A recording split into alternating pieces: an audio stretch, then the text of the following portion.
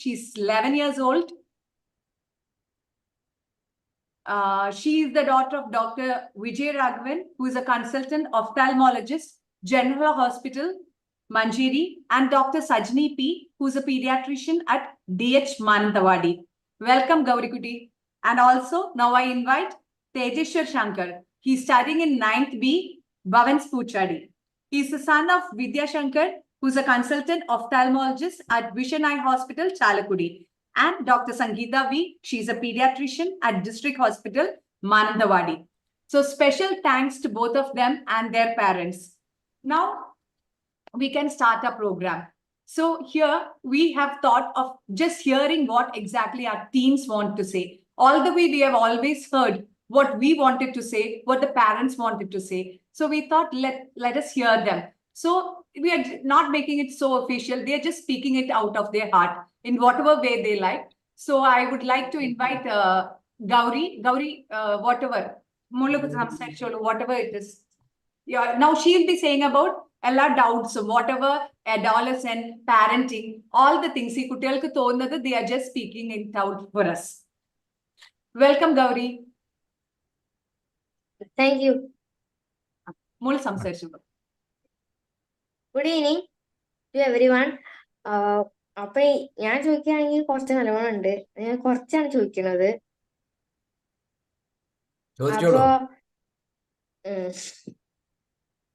അപ്പോ ഇങ്ങനെ കൗമാരപ്രായത്തിലൊക്കെ പെട്ടെന്ന് മറ്റേ പീരിയഡ്സ് ആവണത് അതെന്തുകൊണ്ടാണ്? പിന്നെ ഓരോരുത്തർക്കും ഓരോ പ്രായമാവും. ഒരാൾക്ക് 10 ആണെങ്കിൽ ഒരാൾക്ക് 12 ആവും, അല്ലെങ്കിൽ ഒരാൾക്ക് 14 ആവും. അതെന്താ അങ്ങനെ? പിന്നെ ശരിക്കത്തെ ഏതാണ്, ശരിക്കും ഏത് വയസ്സിലാണ് ശരിക്കും പീരിയഡ്സ് വരേണ്ടത്? പിന്നെ വെയിറ്റും പീരിയഡ്സും തമ്മിലുള്ള ബന്ധമുണ്ടോ? ഈ പീരിയഡ്സ് വന്നാൽ വെയിറ്റ് കൂടുവോ? പിന്നെ പീരിയഡ്സ് വന്നു കഴിഞ്ഞാൽ നീളം വെക്കുവോ? എൻ്റെ ഒരു വലിയ ആഗ്രഹം വെച്ചാൽ 165 സെന്റിമീറ്റർ വെക്കണം എന്നാണ്. പക്ഷെ അത്രയ്ക്ക് എത്തുമെന്ന് എനിക്ക് തോന്നണില്ല, അമ്മയ്ക്ക് അച്ഛൻ നീളമുള്ളതുകൊണ്ട്. അതുകൊണ്ട് പിന്നെ ഞാൻ ആ ചോദ്യം വിട്ടായിരുന്നു. പിന്നെ ഞങ്ങളുടെ മുകളിലൊരു പോക്സോ കോടതിയാണ്. അപ്പൊ ഈ പോക്സോ നിയമങ്ങൾ എന്തിനാണ്? പിന്നെ കൂട്ടച്ച് പറഞ്ഞിട്ട് ഇങ്ങനെ ഓരോന്നുണ്ട്. അത് ശരിക്കും എന്താണ്, പിന്നെ എന്തിനാണ്? പിന്നെ ഇന്ത്യയിൽ കല്യാണപ്രായം ആൺകുട്ടികൾക്ക് 21, പെൺകുട്ടികൾക്കും 18 ആണ്. അതെന്താ അങ്ങനെ? അത് പെൺകുട്ടികളുടെ പഠിപ്പിനെയും വിദ്യാഭ്യാസത്തിനെയും ബാധിക്കില്ലേ? നിഷേധിക്കല്ലത്. പിന്നെ ഈ MR വാക്സിൻ നൽകുന്നത് എന്തിനാണ്? പിന്നെ ഈ HP വാക്സിൻ പെൺകുട്ടികൾ എടുക്കണമെന്ന് ഇങ്ങനെ പറയാറുണ്ട്. അതെന്തിനാണ്? ഞാൻ കേട്ടിട്ടുണ്ട്, അതുകൊണ്ട് ഞാൻ ചോദിച്ചത്. പിന്നെ വാലന്റൈൻസ് ഡേ എന്തിനാണ്? ഇപ്പൊ ഇനി വാലന്റൈൻസ് ഡേ ഇനി ബ്രേക്കപ്പ് ഡേ വരുന്നുണ്ട്. അതും എന്തിനാ ആഘോഷിക്കണത്?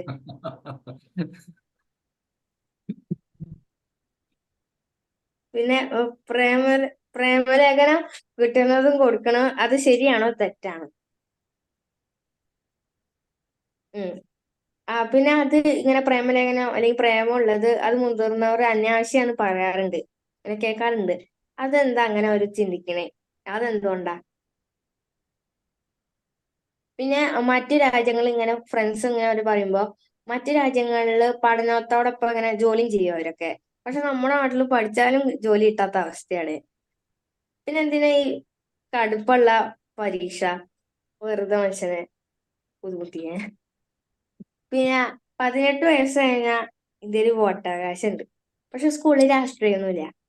രാഷ്ട്രീയം നീ കയറിയിരുന്നു, പക്ഷെ കയറാൻ പറ്റിയില്ല, നീ ചെയ്യാനാ. അതെന്താ അങ്ങനെ? അങ്ങനെയാണെങ്കിൽ ഞങ്ങൾ എങ്ങനെ വോട്ട് ചെയ്യാന്ന് പഠിക്കും? പിന്നെ ഞാൻ പെട്ടെന്ന് പറഞ്ഞോണ്ട് സോറി. പിന്നെ കൗമാരപ്രായത്തില് മുഖത്ത് കുരു വരാറുണ്ട്. എൻ്റെ ഏട്ടനൊക്കെ കുരു വരുന്നുണ്ട്. അപ്പൊ എനിക്ക് അങ്ങനെ വരുമോ? അപ്പൊ എന്തെങ്കിലും സൗന്ദര്യത്തിനെ അത് ബാധിക്കുമോ? പിന്നെ ഞാനിങ്ങനെ വീട്ടിലിങ്ങനെ ഓരോന്ന് ഇരിക്കും കേട്ടോ. അപ്പൊ ഇങ്ങനെ മുതിർന്നവരും മുത്തശ്ശനൊക്കെ പറയും അങ്ങനെ കാല് വെച്ചിരിക്കാൻ പാടില്ല, കാല് ഇങ്ങനെ മുകളിൽ വെച്ചിരിക്കാൻ പാടില്ല, സോഫയിൽ വെച്ചിരിക്കാൻ പാടില്ല, കാല് താഴ്ത്തിയിടാൻ. അതെന്താ പെൺകുട്ടികൾക്ക് മാത്രം അങ്ങനെ? എൻ്റെ ഏട്ടനൊക്കെ കാല് നീർത്തി വെച്ചിട്ടാണ് ഇരിക്കുക. ഞാൻ അങ്ങനെ ഇരിക്കുമ്പോ എല്ലാത്തിനും പ്രശ്നമാണ്. അതെന്താ അങ്ങനെ? പെൺകുട്ടികൾക്ക് മാത്രം പ്രത്യേക രീതികൾ. അതൊക്കെ കുഞ്ഞു ക്വസ്റ്റ്യൻസ് ഒക്കെ ചോദിക്കുള്ളൂ. Okay. Thank you. ആണോ ആണോ ഓക്കെ താങ്ക് യു സോ നമ്മളിപ്പോ actually we heard what a teen has എന്താ അവർക്ക് പറയാനുള്ള ഷീ ഈസ് 11 years old ഇത് അവളുടെ doubts this is the what her friends are discussing and things now we'll hear from him Tejas ശർമുനു welcome hi. Hello hello, എല്ലാവർക്കും നമസ്കാരം. ഞാൻ കാണുന്നില്ല. കാണുന്നില്ല. Thank you. ഞാൻ തേജേശ്വർ, 9th പഠിക്കുന്ന ഭാരതീയ വിദ്യാമന്ദിർ പൂച്ചട്ടി തൃശ്ശൂരിലാണ്. ഞാനൊരു അഡോളസൻസ് ഏജിലുള്ള ഒരു ബോയ് ആണെന്ന് എനിക്കറിയാം. അപ്പോ എന്നിട്ടാ ഞാൻ ഈ അഡോളസൻസ് ഏജിലായപ്പോ എനിക്ക് ഹൈറ്റ് വെച്ചു, പിന്നെ ശബ്ദത്തിന്റെ ടോൺ ഭയങ്കര വ്യത്യാസം വന്നു, പിന്നെ എന്റെ അവിടെ ഇവിടെയും കഴുത്തിന്റെ താഴെയൊക്കെ കറുപ്പ് വന്നു, പിന്നെ എന്റെ ആക്നെ വന്നു തുടങ്ങി, ഈ കുരുക്കളൊക്കെ വന്നു തുടങ്ങി. അതെന്താ എന്താണ് കുരുക്കള് വരുന്നത്? ആ കുറയ്ക്കാൻ വല്ല മാർഗം ഉണ്ടാ? പിന്നെ എനിക്ക് ഈ താടി മീശ അതൊക്കെ എങ്ങനെ വേഗം വളർത്താം അതും എനിക്കറിയണം. പിന്നെ എന്റെ ഈ ശബ്ദം മാറിയതോടെ എന്റെ ഈ ടോണും എന്റെ ഈ പിച്ചൊക്കെ ഇത്തിരി ഡീപ്പായി. അപ്പൊ അമ്മയും അച്ഛനും ഈ കുറച്ച് ചോദ്യങ്ങൾ ചോദിക്കുമ്പോ ഞാൻ ഉറക്കെ ഉത്തരം പറയാം, അല്ലെങ്കിൽ ഇങ്ങനെ വേറെ ഈ ഉത്തരങ്ങൾ പറയുമ്പോ അമ്മയും അച്ഛനും ഞാൻ വെറുതെ ചൂടാവുക എന്ന് പറയും. ഞാൻ ശരിക്കും ചൂടായിണ്ടാവില്ല, എന്നാലും വെറുതെ ഞാൻ ചൂടാവുക എന്ന് പറയും. അത് നിർത്തണം. പിന്നെ എന്നിട്ടാ ഏത് നേരവും എന്നോട് പഠിക്കണം പഠിക്കണം എന്ന് പറയണ്ട, എനിക്കറിയാം. ഈ പരീക്ഷയുടെ സമയമാകുമ്പോ മെയിൻലി ഞാനിപ്പോ 9ലാണ്, ഇനിയും ആനുവൽ എക്സാം വരാറായി, അടുത്ത ആഴ്ച കണ്ട. അപ്പൊ ഈ എന്റെ അമ്മയും അച്ഛനും ഏത് നേരം എന്നോട് പറഞ്ഞുകൊണ്ടിരിക്കുക പഠിക്കും മോനെ പഠിക്കും മോനെ. എനിക്കറിയാം പഠിച്ചാലേ നല്ല നിലയിലൊക്കെ എത്തുള്ളൂ, അടുത്ത കൊല്ലം ഭയങ്കര ഇമ്പോർട്ടന്റ് ആണെന്ന് എനിക്കറിയാം. എന്നാലും എന്റെ അച്ഛനമ്മയും ഏതുവരെ പഠിക്കാൻ പറയും. ഇവരിങ്ങനെ പറഞ്ഞ് എന്റെ പഠിക്കാനുള്ള സീരിയസ്നെസ്സും എനിക്ക് ഏതുവരെ ഇറിറ്റേഷനും വരിക. പിന്നെ എനിക്ക് പറയാനുള്ളത്, എന്റെ അച്ഛനും അമ്മയും എന്നോട് ചോദിക്കാണ്ട് തന്നെ കുറെ സാധനങ്ങൾ ചെയ്യാറുണ്ട്, എനിക്ക് വേണ്ടി കുറെ തീരുമാനങ്ങൾ എടുക്കാറുണ്ട്.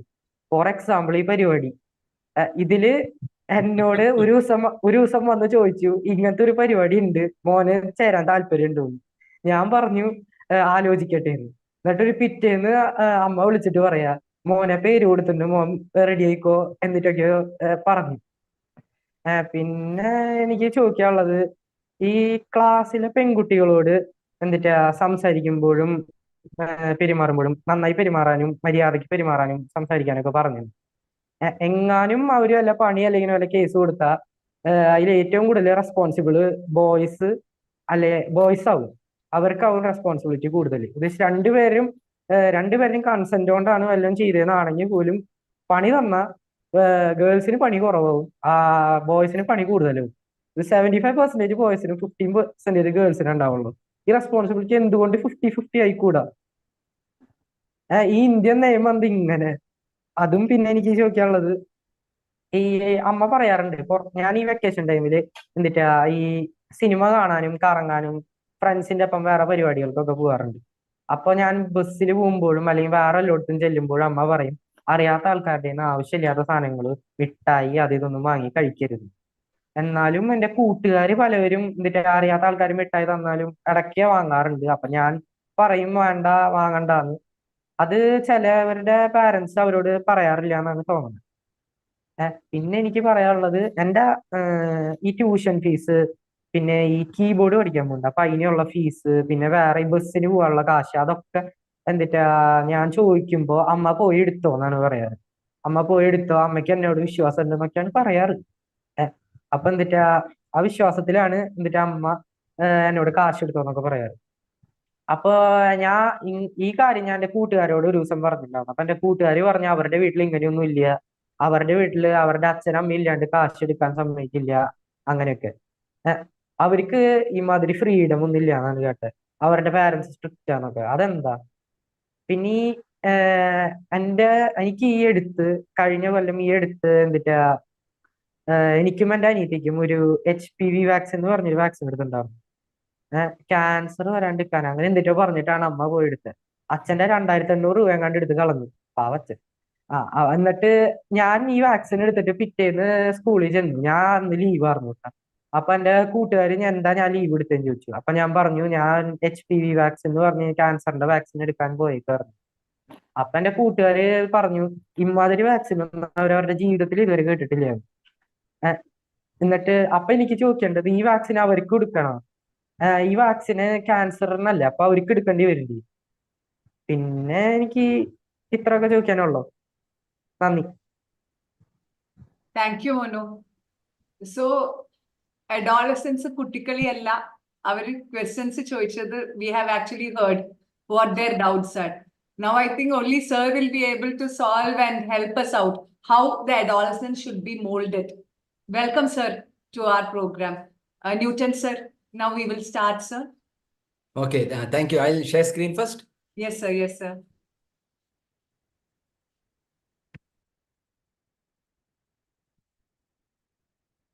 Is it visible?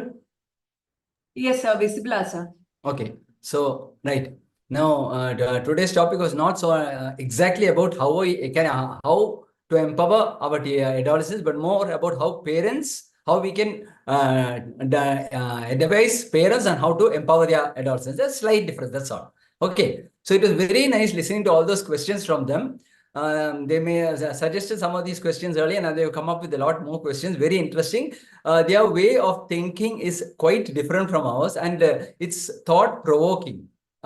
We need to, if we have adequate freedom with our adolescents and they talk to us, we get a much better insight into how they think, and only then can we guide them better. So it is very nice to listen to this talk. That's a very beautiful idea that AHA Kerala came up with this time.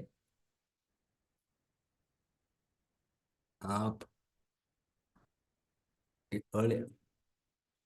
Yes, so it started. So obviously the definition of parenting, it's the art of bringing up children. And the first 4 years of life, we do everything for the child. But from 4 years onwards, life becomes much easier because we don't have to wash their bottoms any longer. We don't have to feed them, dress them. A lot of it they can do by themselves. But more than telling, doing things for them, we tell them what to do, when to do, how to do it, and they are very obedient at this age. It's very convenient. Then they move on to adolescence, 10 to 19 years, and the story changes. The adolescence is changing from childhood into adulthood, and our job, the parenting job, is to guide the dependent child to become a totally independent and mature adult. Problem is that he wants to become independent and he refuses guidance from us because he has such a strong desire for independence. He doesn't want our help. He wants to be independent. He wants to do things for himself, to make decisions for himself. Till then, he was willing to do whatever we say. Now, he wants to make his own decisions. This was mentioned specifically by Tej as well. So, does the adolescent need the help of their parents? Do parents have a role in empowering their children? Or is parenting that important in adolescence? I would like to argue that parents have a very important role. In fact, I come out with some 20 specific aspects where parents do have a role in helping the adolescent out, in guiding the adolescent, in parenting the adolescent. What does the adolescent need? First of all, he requires a lot of information and guidance on a variety of topics. But unfortunately, it is difficult because at this age, many of them think that they know more than their parents. It's difficult to give them that guidance that they desperately need for lack of experience. They need love and emotional support as much as younger children need it. They need full love and emotional support from us. But again, they can't accept openly. They cannot admit it. They say, leave me alone. I want to be emotionally independent. So both intellectually and emotionally, they want to be separate from the adults. They don't want advice and help from their parents. They need it, but they don't want it. They need firm rules and clear limits. The rules of parenting don't change from at every age. You need lots of love and affection. At the same time, lots of discipline. Those rules don't change just because they're adolescents. But of course, despite their rebelliousness, so it's difficult to implement these rules because they are rebellious, but they need these rules. So they need us. Our guidance is very important for them. So many issues. I've selected about 10 or 20, the 20 issues which I thought were the most important. And of course, there's no time to discuss all of them. I will just be flying through these suggestions. Now, the first is menstruation. Obviously, this is a big topic in itself, a 1-hour class in itself, and it's obvious that the adolescent, this is one place where they ask for information, where they ask for our help. And we, of course, we have to inform them beforehand. I'm not going to discuss how we discuss, we inform them beforehand about it and when to. But we have to do it and we have to talk very positively about it. And once menarche occurs, we have to give them detailed information about it.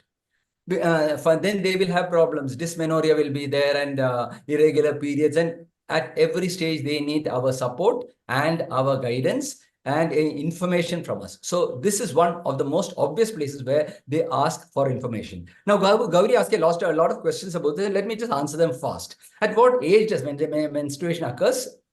At around 13 years. Even today in Kerala, we keep saying, we see one child who's 10 years, starts at 10 years and we go into panic. Basically, it's still around 13 years in Kerala, but it varies dramatically from 10 to 16 years. Why at different ages, Gauri asked? Well, some are taller, some are shorter. Human beings vary a lot. Some start a little earlier, some start a little later. It's a normal variation. Is there a relationship between menarche and the type of food that you eat? Another question from her. Not directly, there is no relationship. Whatever food you eat is not going to affect the age of menarche, but if you're going to eat very calorie rich food, if you're going to gain weight, then overweight children tend to have to start menarche earlier. There's a rough cutoff of 38 kilos. This is a slightly unscientific rule. Once a girl crosses 38 years, expect that she is going to attain menarche at any age. Now, 38 years is roughly, 38 kilos is roughly attained at 13 years. But a 10-year-old girl, if she's overweight, she might achieve 38 kilos at 10 years. And such children who are overweight or obese tend to have menarche significantly earlier. And the other extreme also, those who are very malnourished tend to have it later. Then does height increase after menarche? That is one of Gauri's big worries. Yes, the height does increase, but the major part of height is already over by the time you start menarche. Nevertheless, for at least 2 years, there is significant growth, and up to around for 3 years, 15 to maximum 16 years. Whereas for boys, they start late, so they go up to 18 years or maybe 19. Growth continues, but at a slow speed for 2-3 years after menarche.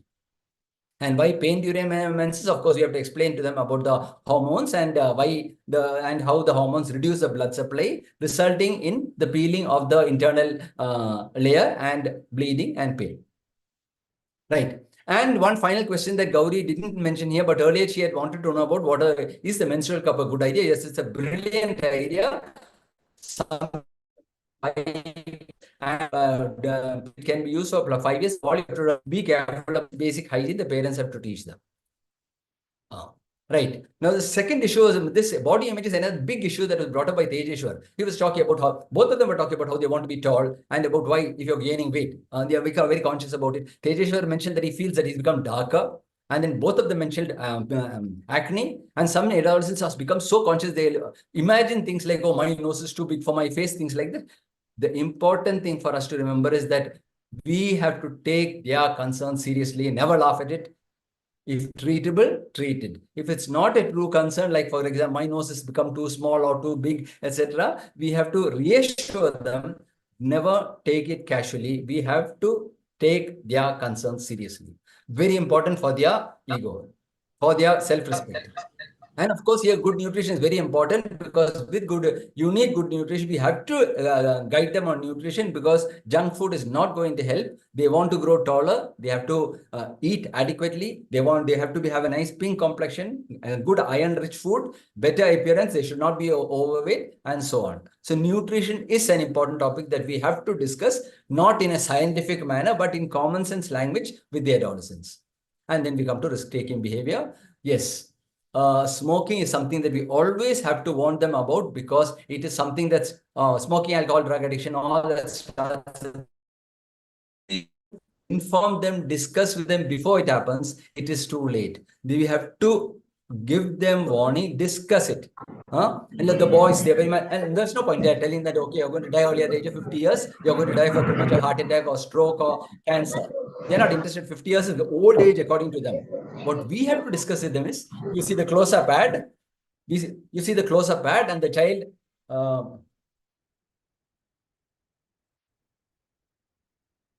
one sec.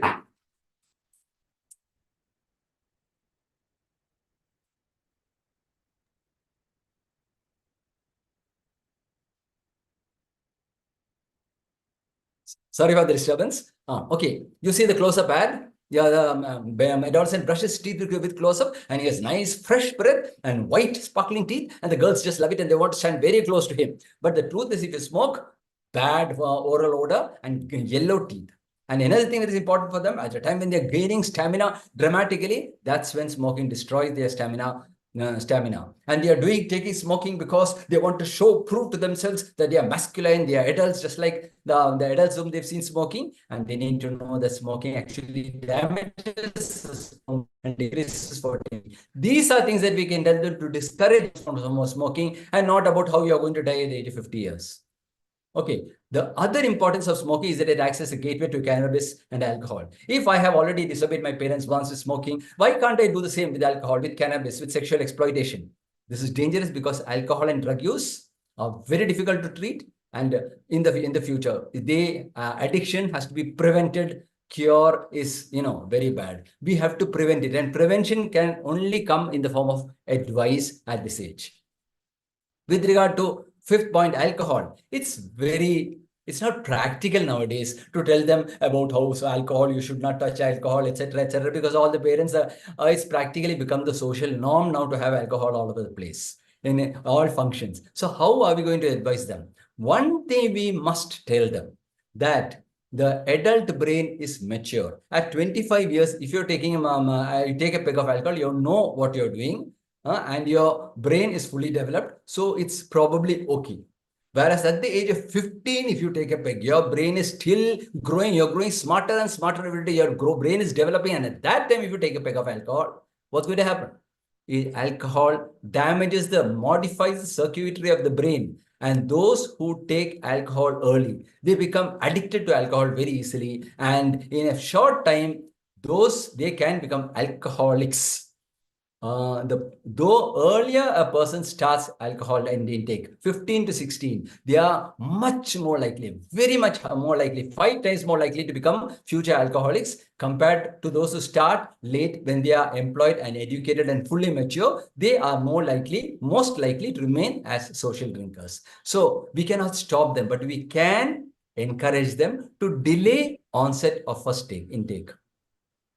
And of course, with drugs, it's very simple to tell them, your drugs is illegal. Drugs, the person you buy it from is a criminal. The police on one side can arrest you. You're playing with the police and with criminals. That's a very dangerous thing to do. And this is the age of maximum socialization. You want to have lots of friends, but a person who gets used to drugs invariably loses his friendship. He loses interest in his friends, and he tends to become a loner. He's become a boring person. He's not interested in the normal interests of an adolescent. He becomes a bored and boring person.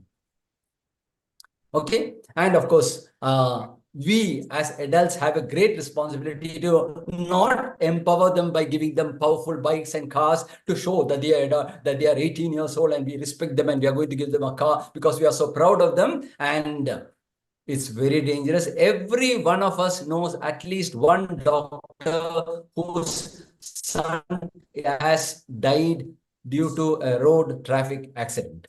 And some of us know many more than just one. Okay, so we should not use our children as status symbols by giving them 500cc bikes. That's not the way. We should be discouraging them, not allowing them to touch the car before they are 18 years of age, whereas we just give them the car. Come on, try it out, no harm. Yeah, we should discourage them, tell them the rules, you follow the rules. Now, keep them safe.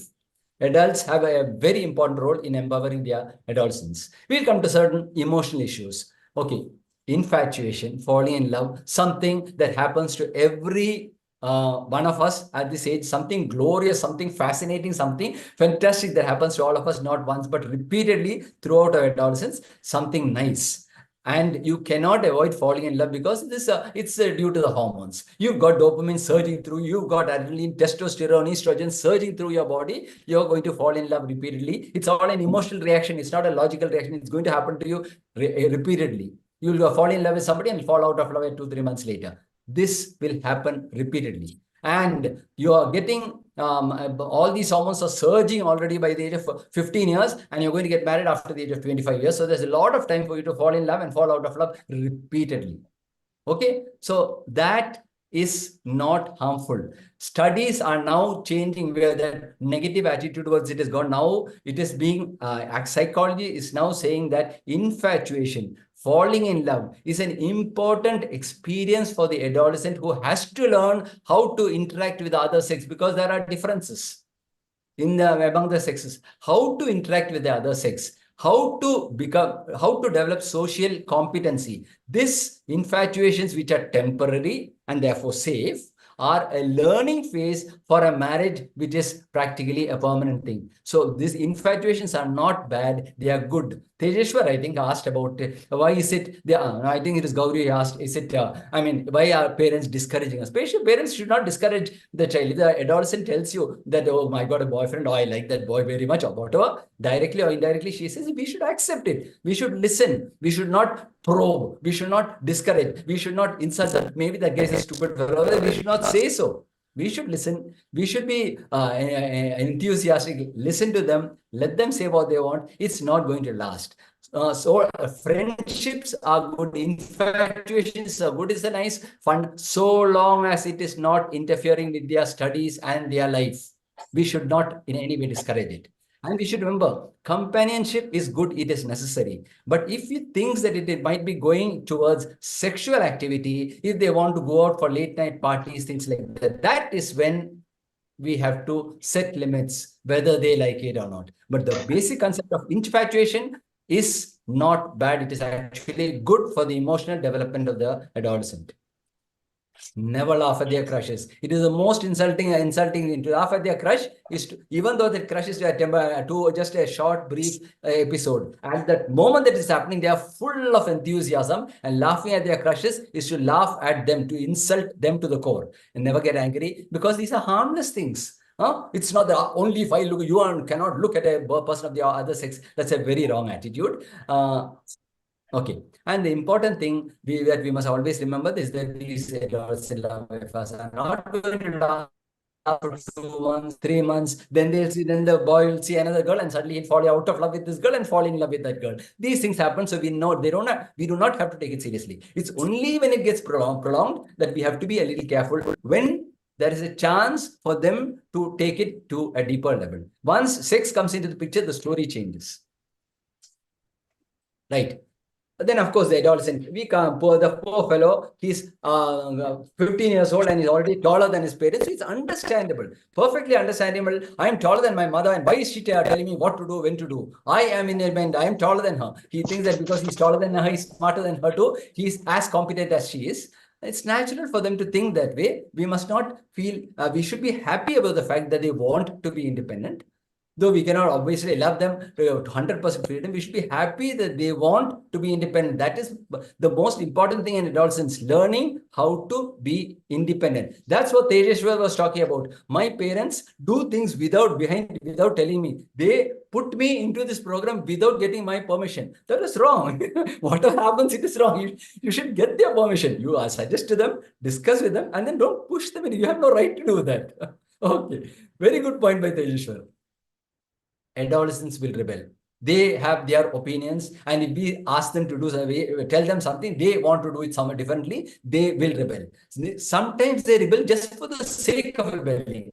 That we see in daughters also. You ask them, Angel, do you want a sweet? Yes. She'll say, no. And then she suddenly realizes what she said, and she comes running to you and you go the sweet. She's just 2 years old. She doesn't know what she's doing. She's just saying no repeatedly to whatever you say, because she wants to prove that she is a big girl now. Okay, that's what 2-year-old girls do, and that is what 12-year-old and 15-year-old adolescents do. They rebel frequently for the sake of rebelling, just to show that they are independent without fully thinking of whether what they are saying is right or wrong. And we have to tell them that you want independence? Yes, we want you to be independent. Once you are independent, our responsibility is that much decreased. We are happy. We want you to be independent. But independence comes only with responsibility. You cannot be independent if you're not responsible.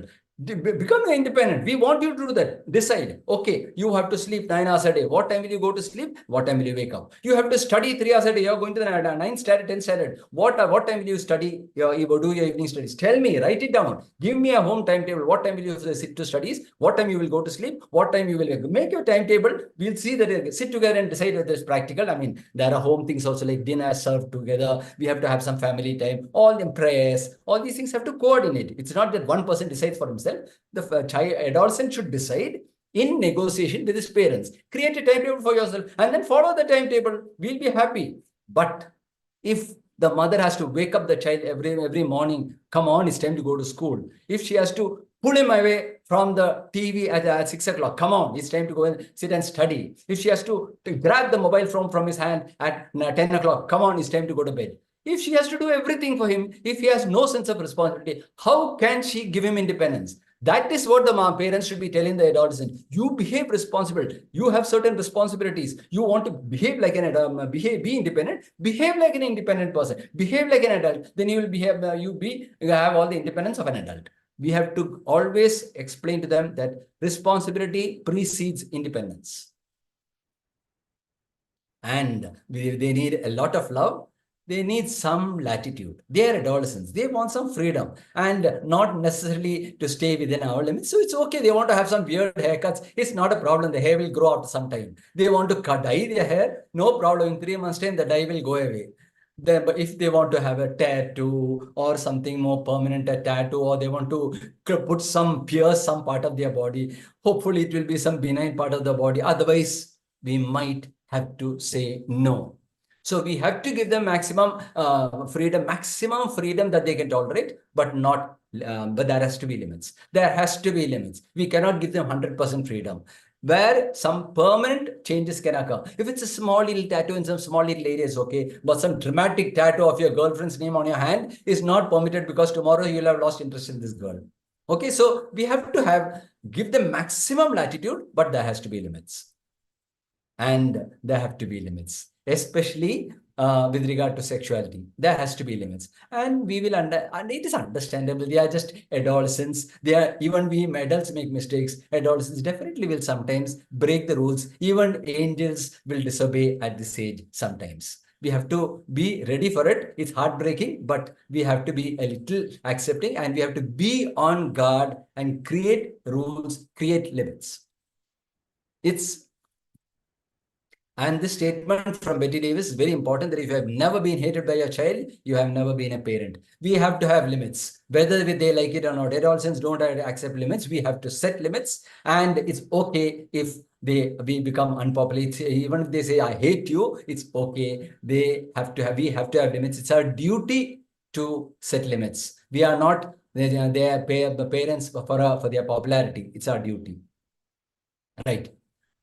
We have to give them breathing space. When they were children, they were a nuisance. They were always clinging to us.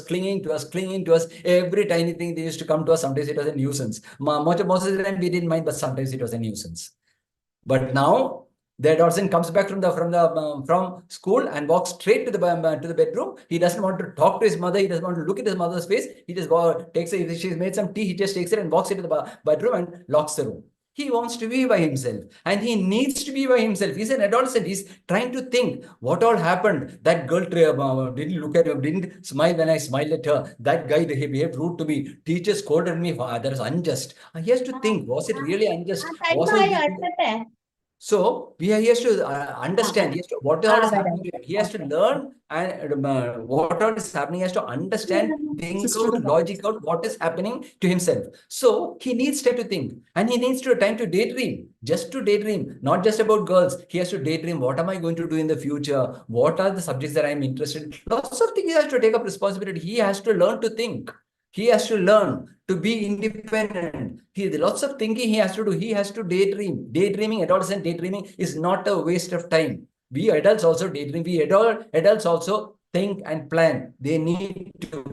So we must not cling to them if they want a lot of free time. And another reason that they want to be separate from us is that they want to deliberately show us and show themselves that I am emotionally independent from you. I am no longer a child. I'm not going to cling to you anymore. And we should accept that. If we go and cling to them, they will get upset and they'll walk out on us. we have to avoid clinging to them, give them maximum free space, maximum breathing room, and at the same time, we have to be available.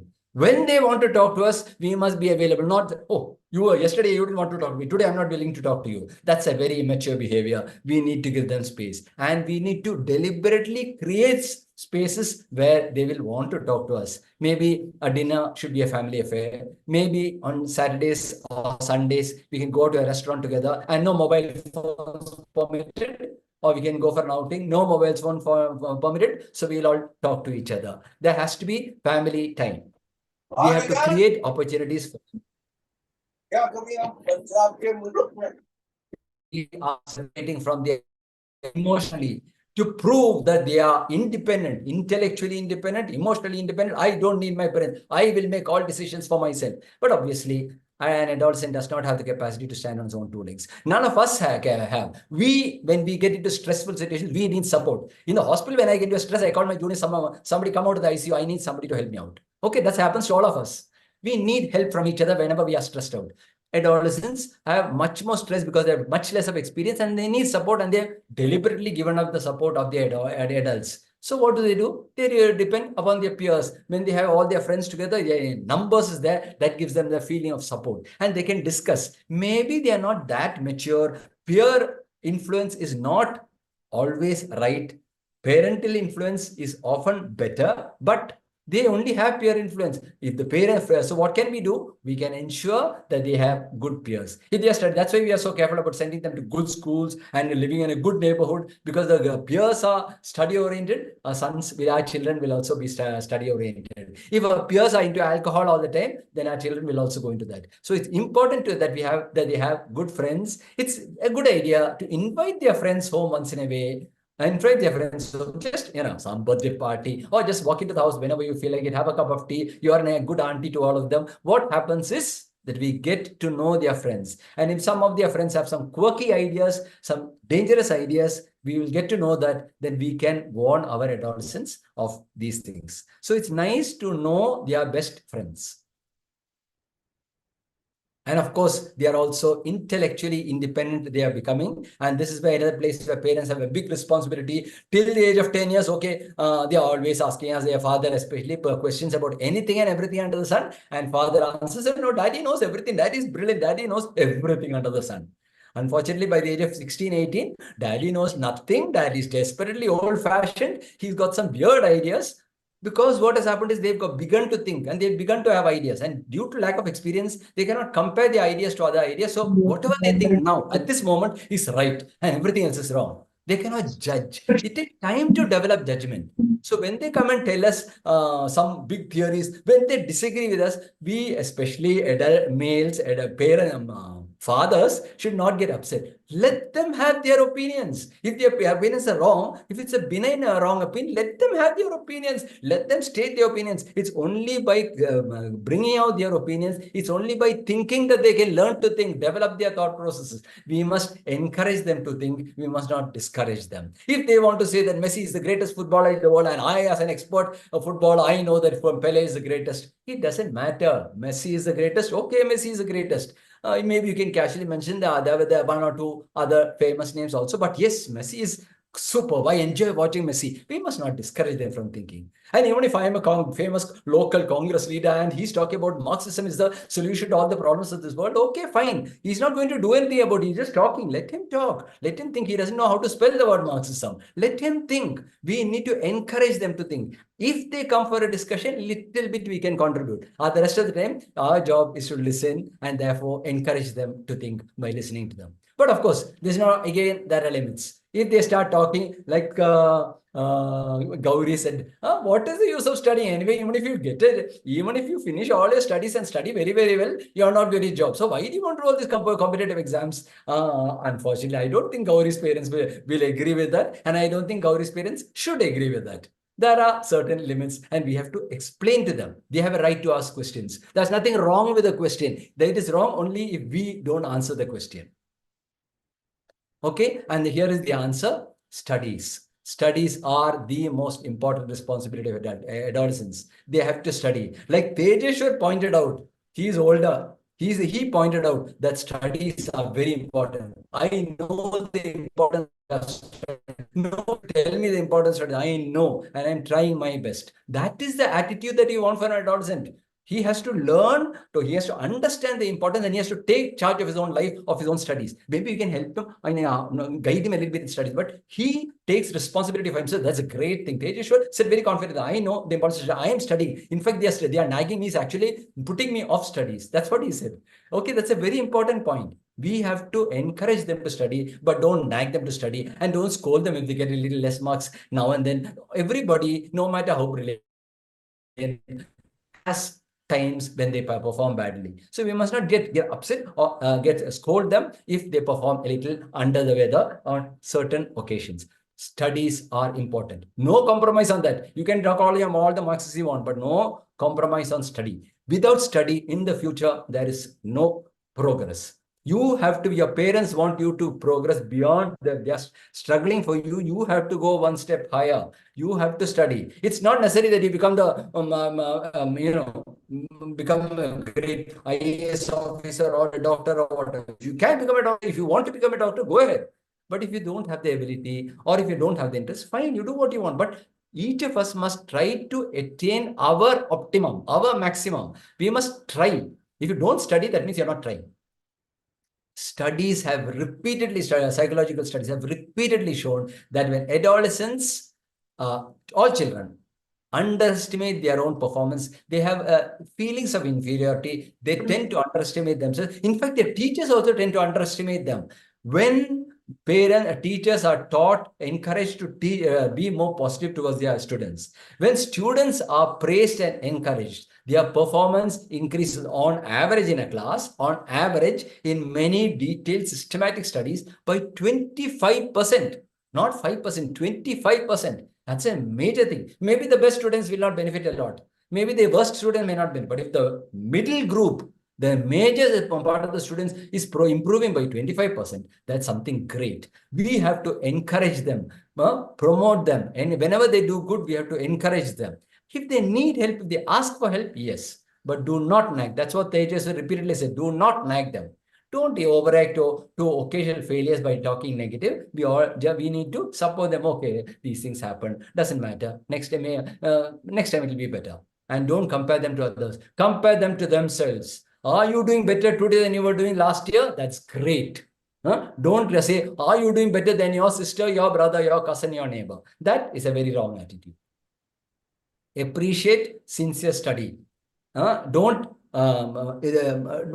focus too much on the results. And here, a very important thing that adolescence is a very stressful period for a simple reason. There are a lot of changes occurring. Physical reason changes, emotional changes, intellectual changes, so much of changes occurring. And on top of that, the pressure of studies. The best stress buster is the natural stress buster, and that is adequate sleep. Adolescents, like all children, like all human beings, including all doctors, must sleep adequately. And unfortunately, lots of doctors also do not sleep adequately. Okay, this is the chart that is given in Nelson textbook of pediatrics for the last 40 plus years. It has not changed. And you can see for yourself that a 15-year-old boy who is going to SLC needs to study 9 hours. The study is what I added. Okay, he needs to sleep 9 hours. That first 3 columns is directly from Nelson. Study 3 hours is my addition. It comes to 9 hours plus 3 hours. If the adolescent does not sleep adequately, first of all, his memory is going to suffer, and long-term memory suffers means he has to study the same thing again and again and again. I have seen this in many of my friends who don't believe in sleeping. They have to study again and again and again. Nowadays, you see children revising 7 times a day because they are studying 6 hours a day. So they don't give their brains rest, so they can't study. Sleep adequately, you will have a good memory. Memory is established long-term memory is established during sleep. They have to sleep adequately. If you don't study, you'll daydream more, you have less concentration. So you have to take twice as long to study, and you'll make silly mistakes. And most important, those who don't sleep adequately gradually lose motivation to study. Sleep is essential, not for 1 day, 2 days, 1 week, but in the long run, 1 year of study, sleep is not compromisable. And we adults are guilty of telling our adolescents that sleep is unnecessary. 6 hours is enough, 7 hours is enough, and it is definitely not enough. Along with that, they also have to study, and that study should be qualitatively good. Then they should not be daydreaming. They should be sitting and studying. Good study, 3 hours. For an adult, the maximum that you can study. I have studied for 8 hours a day for 1 month. After my MD, when we had a 1 month holiday, we sat together as a group and studied for it. For 1 month, you can do that 8 hours of study a day for 1 month. But on a routine daily basis for 3 years, I don't think I have been able to study more than 3 or maximum 4 hours a day. Nobody can. So if we could not do it at the peak of our intelligence at 25 years, how can we expect an adolescent 15-year-old to study more than 3 hours a day? Right. Now, this is what happens. This is what makes the parents very happy. The children should be studying in the classroom and concentrating and studying in the classroom and then going home and sleeping 9 hours a day. But what's actually happening is that this child sits at his books for 6 hours, 7 hours. Yesterday, I came upon a child whose mother was encouraging to study 12 hours a day. Okay, so he studies full time at home and he sleeps in the classroom. You're spending 8 hours in the classroom, and if you're sleepy during those 8 hours, what is the point of studying at home? It's the total amount that you study that matters. What matters is not how many hours my child sits and studies for 3 hours, 6 hours. What is important is my child is doing better today than last year. He is doing better. He's performing well. That is what we should be focusing. Parents should focus on the result and not on the effort and the significance of that effort, not on how many hours he's sitting at his books. Right. And then the next thing, this is more or less the last thing I'm going to talk about, because I think we're running short of time. Maybe if I can, the 1 or 2 other things also. Before this, I forgot, unfortunately, when we were talking about love affairs, there were questions from Gauri about, is it okay to give and receive love letters? Is it okay to fall in love? Why are parents so much upset about it? And those are very good questions. Why is it? It is not wrong to fall in love. That wrong attitude by us is troubling. They will fall in love repeatedly. We all fall in love repeatedly. And if we say it's something bad, if we talk as something that, they'll shut up. They won't talk to us about it. They'll talk among themselves. That's worse. If they have the freedom to talk to us, we will know who they are falling in love with, and whether it's going too far, and what type of what their love affairs, what they mean when they say love affair. Is it going too far? We need to know. And for that, we have to take a positive attitude. Like I mentioned, psychology has now shown that it is important. Love affairs are important for their intellectual growth, for their social growth, for development of social communication skills. Okay. So parents who do not approve of them are doing their children a big injustice. And so far as celebrating Valentine's Day is concerned, basically, you can celebrate Christmas and Easter and your birthday, but the Valentine's Day is just, Christmas has been completely commercialized in the West, and St. Valentine's also for commercialization. And now I'm being told that there's something called breakup day. How such? Because these companies should be congratulated for their high imagination and the number of ways they find to sell their products. And I'm not interested. I don't think, fortunately, my children were also not interested in Valentine's Day.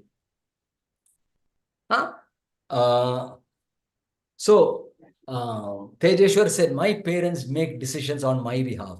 He gave a very relevant example which showed that on that occasion, at least his parents had done him an injustice. It was good, benign, it is good, it is a nice experience for him. The result is good. He has actually benefited from this exposure. But that's not the way. We should encourage him, bring him out. Don't force things upon him. Okay? But we cannot always, we have to discuss with them, and even if we think they have to force them upon something upon them, we have to tell them, explain to them why, and then if they refuse, then pressure has to be applied. There are rules that have to be obeyed. Then this girl, Gauri, was asking, what is this, why is it, what is this POXO? Okay, prevention of child sexual offenses. Naturally, sexual offenses are a big problem, and you need rules for that. But she asked, why is the age of marriage different for boys and girls? It was, dear Gauri, it was not for the sake of troubling girls and allowing them to reduce their studies. It was actually a good thing, because boys tend to start growing, maturing later than girls.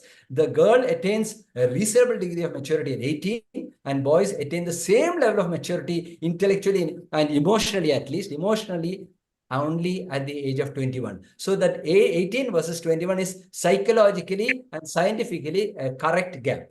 Okay, that's one thing. The second thing is, we put this age of 18 for girls not because we want them to get married earlier, but to protect them from getting married earlier. Because in the past, parents used to make their daughters get married at the age of 13 and 15, and we had to stop that. That is why we said the earliest that a girl can get married is that her body should attain certain degree of maturity, and we put the age as 18 for girls and 21 for boys. It was actually to protect girls. Now, there are suggestions that you convert this to 21 years for a girl, but that is very dangerous, because at the age of 17 and 18, lots of girls fall in love, and if they, become friendly with boys, and like you pointed out, there can be criminal implications. The boys can be arrested for falling in love with each other and for having consensual sex. That is why we cannot keep on increasing the age. We have to set a reasonable limit, and 18 and 21 is overall considered to be the best in most of the developed countries. And Tejeshwar asked, why is it always the boys who get into trouble when you have this kind of things? Unfortunately, there is a justification for that. Girls and boys both have strong sexual feelings, and sexuality can start from both sides. Physical sex can start from both sides, and it can go too far from both sides, but 65% of the time, the excess pressure comes from the boy, and 35% of the time it comes from the girl. The boys, by their very nature, by their higher testosterone levels, boys are more competitive, more aggressive. That is, they are complementary to the girl. Girls have different type of sexuality. Boys have a slightly different type. It's not a difference of nature. It's a difference of percentages. How much you want this emotional aspect and how much you want the physical aspect. It's a little more emotional in the girls, a little more physical in the boys. This is a balance between the two, which nature has created. It's good because nature has created it. But if the boys tend to be very aggressive, not only in our species, in all species, then the boys are the ones who most of the time go too far, and therefore we have to, whenever something happens, we have to think that the boy is guilty until proved otherwise. We have to give the girl the benefit of the doubt, because our society is otherwise unfair to girls. We have to give the girl the benefit of the doubt. So Tejeshwar, be careful. Right. Then, what was that about? Right. So, why is the boy in trouble when she consents? Some other similar question was asked. And why are my parents always nagging me to study? We discussed that parents should not nag their children to study. If they have created a good timetable, what parents should do is to create a timetable with the adolescent. If the adolescent is not showing the maturity to do it himself, they should tell the adolescent, we want a timetable. Tell me what time you're going to sleep and wake up. Tell me what time you're going to do your homework. And in the daytime or morning, are you going to do? Evening, are you going to? Tell me fixed hours. And then you follow the timetable by yourself, showing them that you are mature. Create a timetable. Then you can, compel them to do it. But if you are creating a timetable in negotiation with them, and then they are following it, then the parents can immediately stop nagging. The parents can relax. And if the parents can relax, both the adolescent has to create the motivation for himself. He is happy, mother is happy, father is happy, everybody is happy. So a timetable for studies, a timetable for sleep, a timetable for the home is very important during adolescence. Okay? And so then this nagging problem will go away. And this girl, Gauri, asked, what is the use of studying? Gauri, I beg to differ from you. Studying makes a lot of difference. And you said that people have difficulty getting jobs even after they study and pass out. The thing is, there is hundreds of people are competing. How can all 100 of them get the same jobs? Everybody wants to become a doctor and an engineer. Only the best will be selected. Whatever jobs they are, the best, the most hardworking persons will be selected for the best jobs. If you want to get one of the best jobs, you have to work at that level. You have to prove that you are good enough for that. If not, you will get another type of job. Your the choices increase as your marks increase. Therefore, study as much as you can, perform to your best, then you will have the maximum level of choices. If you get lower marks, then find the job that suits you. Find the jobs that is appropriate for you. Everybody has jobs if they are willing to work for it. But if you do very badly in your studies, then you will have to take whatever job you have. Studies are, in the modern era, knowledge is king. Without knowledge, you can't do anything. So Gauri, no alternative. Even if you don't like competitive exams, you have to study hard. Right. So we come to right, careers. Now, careers in our time, there seem to be only 1 or 2 careers in the past, but now we know that there are plenty more careers. My son is into computing. He's a BTech computing software engineer and doing very, very well in life. My daughter took sociology of all subjects, 4th group humanities, and all the teachers scolded you, brilliant girl, best girl in the class. Why are you taking humanities? And she said, because I like the subject. And they were upset, but now she's an assistant professor in sociology in one of the best colleges in Kerala, and she is very happy, and everybody's very happy with her. When a person studies what he enjoys studying, it's easy for him to study. So when a person, we must guide them to, we must give them guidance. It is essential. As parents with more experience, we must offer guidance and advice, but we cannot compel. We must not say, I am a doctor, therefore both of you should have become doctors. That's what my daughter said. Hey, Daddy, if you compel me, I would have become a doctor. But because he gave me a choice, I chose humanities. Good. Now she's very happy, and everybody is very happy with her. She's doing very well in life. It's easy to study a subject that one likes. I wanted pediatrics 40 years ago when everybody said pediatrics is a boring subject. I took up pediatrics and I was scolded for it. Now I'm very, very happy that I took up pediatrics instead of medicine. And professions change. First it was medicine. In my time, it was medicine was king. Then 2 years later, suddenly pediatrics became king. 5 years later, there's something called radiology and ophthalmology and dermatology came up in a big way. Passions change. We should not be so compulsive that you must take only this subject. We should guide them. Okay, these are the advantages of these subjects. These are the disadvantages. Now you choose, but they have to choose. It's their life. It's what they are going to do with the rest of their life. Salary is definitely an important criteria, but it should not, in my opinion, be the main criteria. We have to, it is our duty as parents to empower them by guiding them, but not compelling them. Okay, and there were some more questions that were asked, like why is the age of 18, the age of 18, voting is 18, but we are not even allowed to practice it in school by having school politics. We should not have school politics because you don't know enough about politics in school, and politics creates a lot of fighting and emotions and violence and groupism, and that is not something that you want in the classroom. You want, so it's up to the age of 18, 20, you're supposed to be socializing. You're supposed to be a group. You're supposed to have a strong group relationship. Even now, I'm going back to my high school for a meeting, for a anniversary within a few months' time. The school groups are supposed to be one united group. There should not be groupism. I have seen schools which have been ruined by school politics. Politics is important, but it should come when you have a certain level of knowledge and experience. And about HPV vaccine, definitely it's very important for girls. If people can afford it, it's a slightly costly, but it will come in a big way. It's a very important vaccine. It prevents certain types of cancers, not all cancers, certain types of cancers like cancer of the uterus, so uterine cervix, so cancer of the uterus. It is the second most important type of cancer in women. So it's very important. It also prevents some other cancers. And in boys, it's not that common, but it still prevents certain types of cancers like penile cancer and so on. It's much more, the burden is much greater in girls than in boys, but it's definitely a good idea that both girls and even boys should take up that vaccine. It is after all 1 or 2 injections. Maybe it's a little costly, so we cannot compel everybody to take it, but once it becomes affordable, it's definitely a good vaccine to take. Right. So let me conclude now. I could have discussed about hostel life and about social media. We've known a lot about the social media, and we should also be discussing with our children about how to manage money matters. We should be teaching them finances, because when they will go to a hostel and if they don't have any idea, they can get into trouble. It's nice to that we should teach them all these things. Okay, ultimately, the role of parents, whether it's children or adolescents, it's the same. Unconditional love combined with firm discipline. Even if the adolescent is totally intolerant of discipline, even if he hates his parents, even if he fights with them, that discipline is essential. We have no way of escaping that.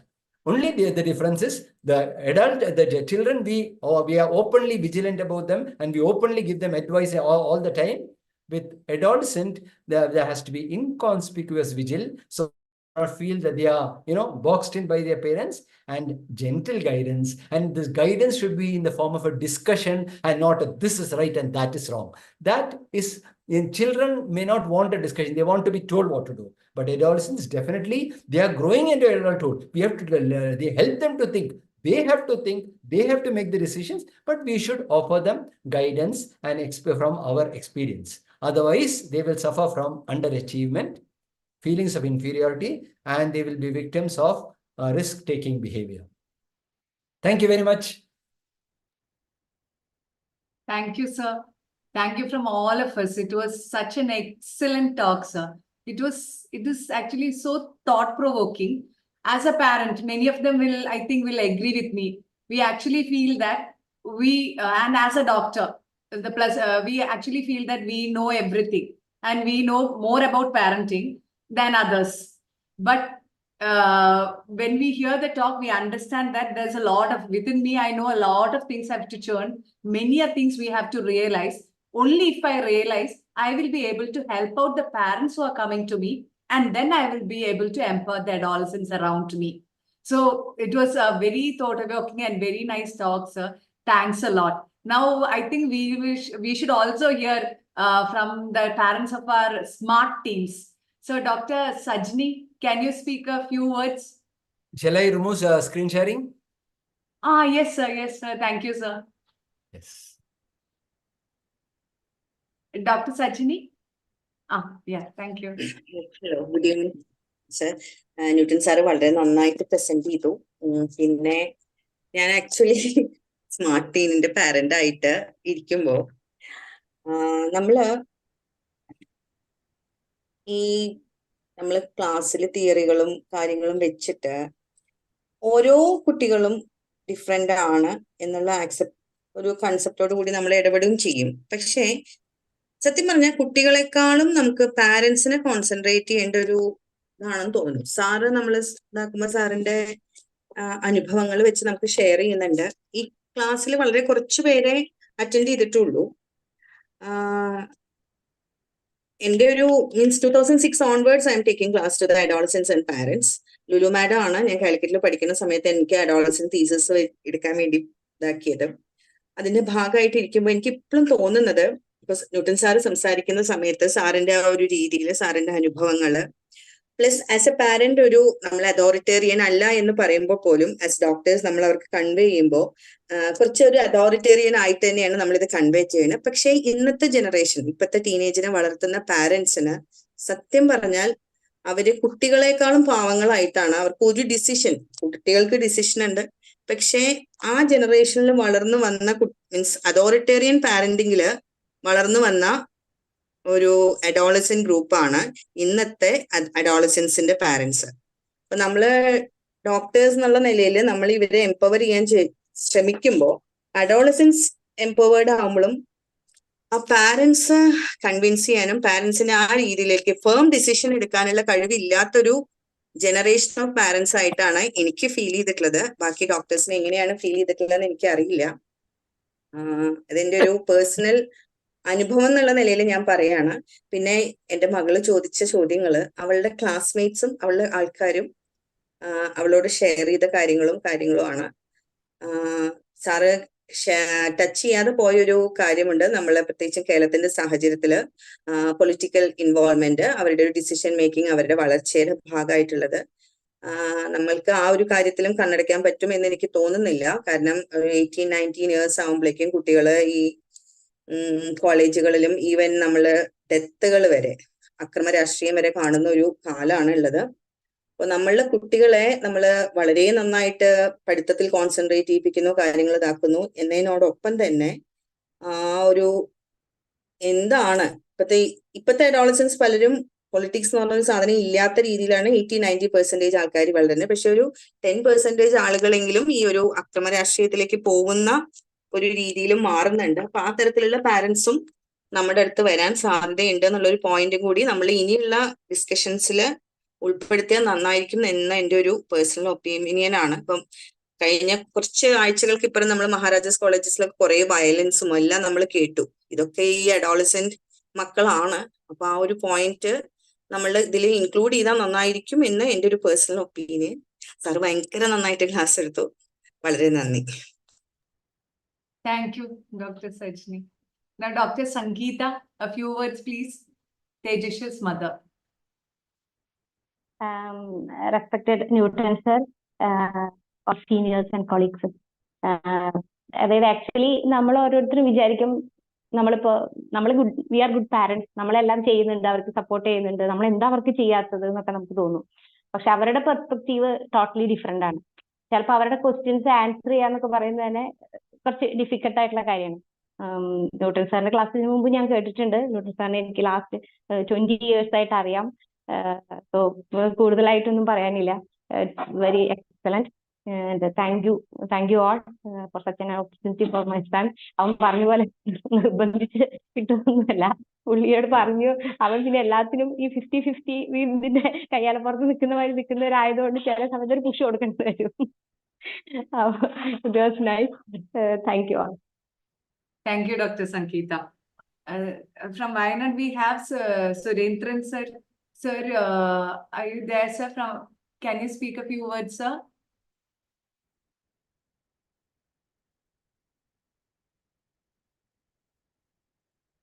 Okay.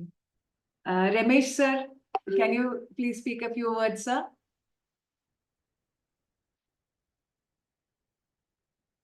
Ramesh Bajania sir, I think.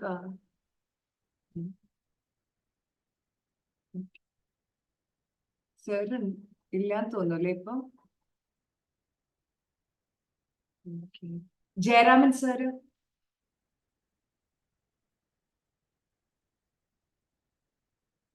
And we'll hear a few words from our scientific chairperson of AHA Kerala, Dr. Deepa. Good evening, all. It's great going with you, Ranjit sir and team. This is actually the practical session of adolescent pediatrics, I would say. And we had 2 smart adolescents today. Very well done. And Newton sir, you had covered the entire adolescent pediatrics in 30 minutes. I don't think anybody else can do that. It's so crisp, so to the point. Excellent session. Very nice. And one thing I just want to add is nothing to add, but then what to say is if we listen to our adolescents, we as parents, we tend to advise them. But if you listen to them, it's very interesting many a time. For example, like last year, I was preparing a PPT and there was a slide on healthy diet. My son was standing behind, he's 12 years, he's into swimming, and his favorite food is pizza, which I told him he can have only once a month. So that day he was standing beside me, so I was thinking, okay, let him read it, let him get some passive information. So there was a slide which showed if you eat a burger, you have to run for 1.5 hours. If you eat a slice of pizza, you have to swim for 30 minutes. My son started jumping in joy because he swims 4 hours a day. So I can have 1 pizza a day. So that is the way kids think. We think different things, but that is how they think. So if we just take few minutes to listen to what they say and then respond, it will be entirely different things. Very interesting. So thank you. We had a very nice session. Enjoyed a lot. Thank you. Congrats. Thank you, Dr. Deepa. Shimi sir, few words, please, sir. Definitely, it was a really good session by Dr. Newton, sir. And I think so, like how Dr. Deva said, the only thing is we are, I think so, in our time, we were not heard by our parents. So it's the same policy like we like to carry out. We would like to hear less from our children. But unfortunately, now the children, they ask the questions, they also also have a small answer with it. So that is the problem. So when you put in your answer, sometimes your answer doesn't fit in any of those blocks which they have made, have already in their mind. So definitely, adolescent is a tricky situation now. Like how Newton sir said, there are certain things that we have to start accepting. Like how sir said about your child coming out and talking about his or her first crush, or getting a love letter or other things. We have not gone through that phase. We are never, I don't think so. We had, after maybe we are given one love letter after getting a big scolding at home, everything has stopped. But now the children are not into love letters, they're into a different story. It's all WhatsApp and other stuff. So, we have to be very careful when we deal with youngsters, especially like one thing what Sir said, we should draw a line. That is the main thing. We should draw a line. We should tell them this is the line. So responsibility, you are responsible, then you're independent. That is, I think so, that's the key word which Sir put it in the beginning itself. Draw the line, you show you're responsible, then definitely I'll accept you as an individual. I think so that is the key message for today's, that is the way how we should empower them. Definitely listening to Newton sir, because that is the phase that I'm going through with my son now. He's doing his higher studies in Chennai, and I am sitting over here in Kerala. So that we get that pressure from him. So unfortunately, when we are so far, we cannot be fighting. So we are a mute spectator. We listen. And then sometimes we have to, like how Sir said, we have to draw a line and then we tell him, be within the line. So definitely this was a really good session. I think so. More sessions like this will be, very fruitful and, thing for even, I think so we should get the parents and also into this. The parents should be able to learn also from this. Anyhow, good work, AHA, and all the best for the future. Thank you. Thank you, sir. Now, Ranjit. Okay, it was a wonderful session, Newton sir. It is always so many new information coming after your session, sir. So we are also able to deal with such adolescents and our kids. Gauri, Sanvi, and Tayesh asked so many unanswered questions. You have dealt it so well, sir. Thank you very much, sir, for accepting our invitation, and thank you all the smart kids also. So as Shimi sir discussed, we will come with more such sessions rather than discussing the academic part also. We can involve the parents and adolescents also in our future session. If there is no more questions or comments, shall we wind up the session? Thank you, sir. Good night, all. Thank you. Good night. Good night. Thank you very much. Thank you, sir. Thank you.